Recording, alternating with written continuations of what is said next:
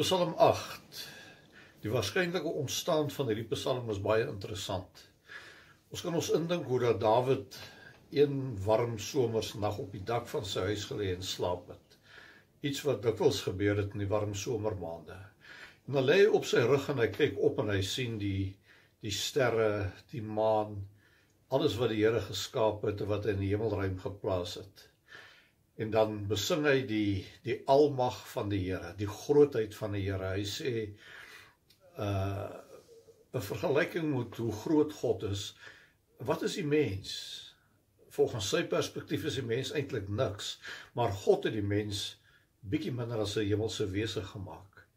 En dan draai Dawid op sy sy, en op daai maanbeligte nag kyk hy na die beeste en die skape en die diere van die veld, en hy besef al hierdie dinge het God onder heerskappy van die mens geplaas.